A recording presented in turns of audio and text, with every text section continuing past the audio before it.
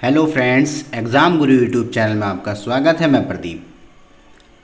आज की वीडियो हमारी क्लास 11th के जो फर्स्ट टर्म के एग्ज़ाम होने हैं नवंबर एंड में या दिसंबर की स्टार्टिंग में, उससे रिलेटेड है। ठीक है, आज की इस वीडियो में मैं आपको फर्स्ट टर्म का सिलेबस बताऊंगा कि जो फर्स्ट टर्म का सिलेबस है वो क्या है और कौन कौन से चैप्टर आ रहे हैं, साथ ही साथ में उनका मार्क्स जो हैं वो कितने चैप्टर से कौन से हैं। तो देखो, एक्चुअली में सेक्शन वाइज था। पहले आपको सबसे पहले इन्फॉर्मेशन दे दी जाए, आपका 2021 और 22 का है। ठीक है, उसके बाद टर्म वाइज आपका एक कैरिकुलम बांटा गया है इकोनॉमिक्स का, जिसका कोड 030 है। आपका जो टर्म फर्स्ट होगा वो MCQ बेसिस का होगा क्वेश्चन पेपर। ठीक है, आपको टोटल 90 मिनट्स मिलेंगे, 40 मार्क्स का क्वेश्चन होगा। ओके, यानी कि आपके 40 मार्क्स के पेपर आएगा और टोटल 90 मिनट्स आपको मिलेंगे। MCQ बेसिस होंगे, इसमें आपको ऑप्शनल होंगे, जैसे कि कोई स्टेटमेंट दी होगी, उसमें आपको 4 ऑप्शन होंगे, उसमें से आपको टिक लगाना होगा जो भी ऑप्शन सही है। ठीक है, OMR सीट पे ही आपका ये पेपर होगा। अब इसमें बात करूँ मैं सिलेबस की क्या क्या है, क्योंकि कई बच्चे मेरे से बोल रहे थे स्टूडेंट्स की सिलेबस क्लियर नहीं हो रहा है, कौन कौन से चैप्टर आ रहे हैं, तो मैं आपको क्लियर कर देता हूँ। देखिए, जैसे कि इकोनॉमिक्स में आपको पता है 2 बुक है आपके पास, स्टैटिक्स और माइक्रो इकोनॉमी। तो बात करते हैं स्टैटिक्स की। स्टैटिक्स में क्या क्या आ रहा है। स्टैटिक्स में सबसे पहले इंट्रोडक्शन है। इंट्रोडक्शन आपका 4 मार्क्स का है। अभी मैं आपको यहाँ पे चैप्टर वाइज बता रहा हूँ, फिर चैप्टर के अंदर कौन कौन से टॉपिक हैं वो भी बता दूंगा मैं। ठीक है, आप इस वीडियो को पूरी देखेंगे और जिन्होंने भी चैनल सब्सक्राइब नहीं करा, पहले वो चैनल को सब्सक्राइब करेंगे, वीडियो को लाइक करेंगे और ज़्यादा से ज़्यादा शेयर करेंगे। देखिए क्या है, सबसे पहला आपका इंट्रोडक्शन हो गया। इंट्रोडक्शन आपका 4 मार्क्स का है। उसके बाद सेकंड चैप्टर है आपका कलेक्शन, फिर है third organisation and presentation of data, यानी collection, organisation, presentation of data, ये आपका 9 मार्क्स का है।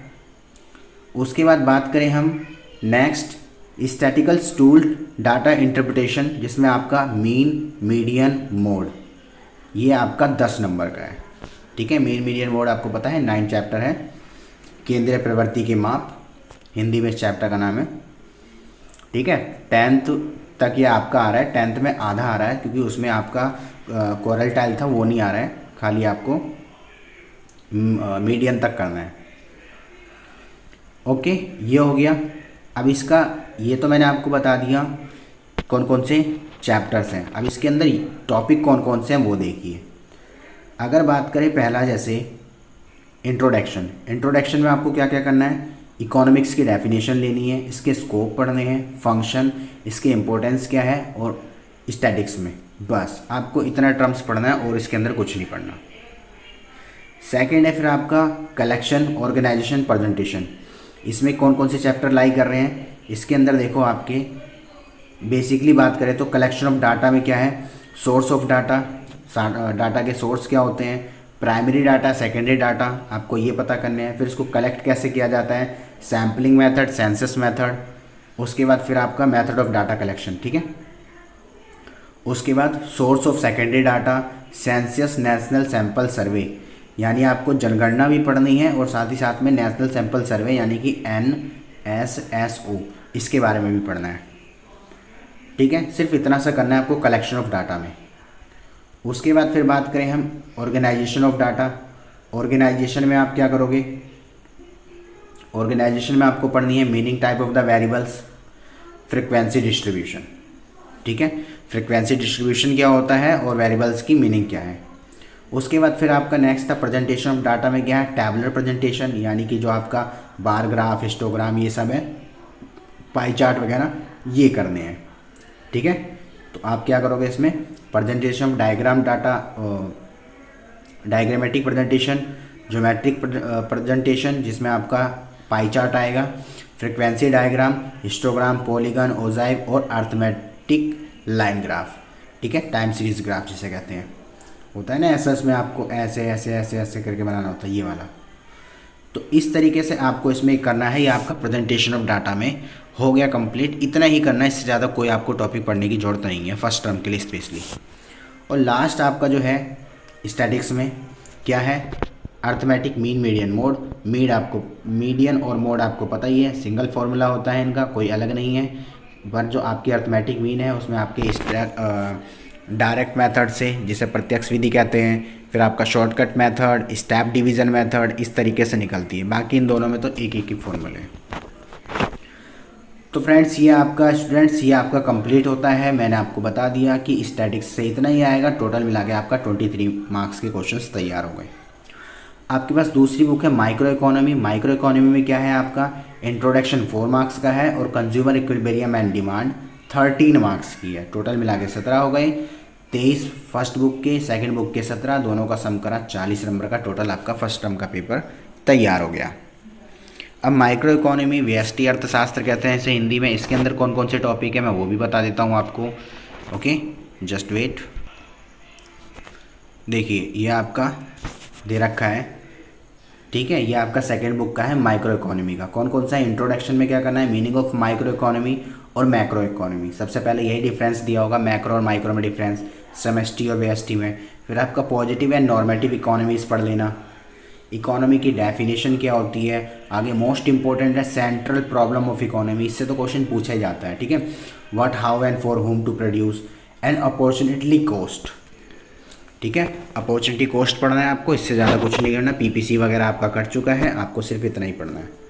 बात करें लास्ट टॉपिक आपका कंज्यूमर इक्विलिब्रियम। कंज्यूमर इक्विलिब्रियम में क्या क्या पढ़ना है आपको। कंज्यूमर इक्विलिब्रियम में मीनिंग इस यूटिलिटी की, मार्जिनल यूटिलिटी, डिमेंसिंग मार्जिनल यूटिलिटी, उसके बाद कंडीशन जो होती है कंज्यूमर इक्विलिब्रियम की यूटिलिटी में, ठीक है। उसके बाद आपका आईसी कर्व है, ठीक है, आईसी कर्व, इंडिफरेंस कर्व, ये पढ़ लेना है आपको। उसके बाद आपको बजट पढ़ना है, ठीक है। और फिर आपका ये जो आपका नेक्स्ट टॉपिक है किसका, डिमांड का। डिमांड क्या होती है, मार्केट डिमांड क्या है, उसको डिटरमिन इफेक्टेड कौन कौन सी चीज़ें करी जा सकती हैं। उसके बाद आपको डिमांड कर्व में स्लोप पढ़ने हैं, ठीक है। स्लोप मीन्स जैसे डिमांड में होता है ना, ये मांग कर्व, ये है मांग वक्र, तो आपको ये करना है, ठीक है। उसके बाद इसमें शिफ्टिंग और मूवमेंट पढ़ लेना, प्राइस इलास्टिसिटी, डिमांड फंक्शन। उसके बाद फिर आपका मेजरमेंट क्या होता है, यानी कि एक न्यूमेरिकल भी है आपको डिमांड में पता होगी। जब डिमांड का हम चैप्टर करते हैं तो उसमें हमारी न्यूमेरिकल्स भी है, ठीक है। आप जब पढ़ोगे तो आपको पता ही होगा, जो ईडी होता है इलास्टिसिटी ऑफ डिमांड, माइनस लगा करके क्या लगाते हैं, डेल्टा क्यू अपॉन में डेल्टा पी इंटू में पी अपॉन क्यू। डेल्टा मतलब होता है चेंजेस। इसके मैं क्वेश्चंस करा दूंगा, ठीक है। आपको ये सब करने हैं तो आप मेरे चैनल को सब्सक्राइब कर लेना, वहाँ आपको ये सारे क्वेश्चंस इसके मिल जाएंगे। तो ये थे आपका फर्स्ट टर्म का सिलेबस। ये सिलेबस कंप्लीट होता है। फर्स्ट टर्म में आपका इतना ही आ रहा है, 40 मार्क्स के होंगे, एमसीक्यू क्वेश्चन आएंगे। आप पढ़ते हुए खुद ही थोड़ा ध्यान रखना कि क्या एमसीक्यू बन सकते हैं और किस पे नहीं। ज़्यादा इस बार क्या करना पड़ेगा, ज़्यादा लर्न नहीं करना है, बस थोड़ा सा डीप स्टडी करनी है, पॉइंट वाली स्टडी करनी है। जो डाटा आ सकते हैं उसको आप अच्छे तरीके से समझ लें, उसका एनालाइज कर लें, ठीक है फ्रेंड्स। तो स्टूडेंट्स होता है कंप्लीट आज की इस वीडियो को। अगर वीडियो पसंद आई तो वीडियो को जरूर लाइक करेंगे, और जिन्होंने चैनल सब्सक्राइब नहीं करा प्लीज़ चैनल को सब्सक्राइब करेंगे, ज़्यादा से ज़्यादा वीडियो को शेयर करेंगे। मिलते हैं फिर अगली वीडियो में नेक्स्ट अगले सब आपकी सिलेबस अकाउंटेंसी के साथ।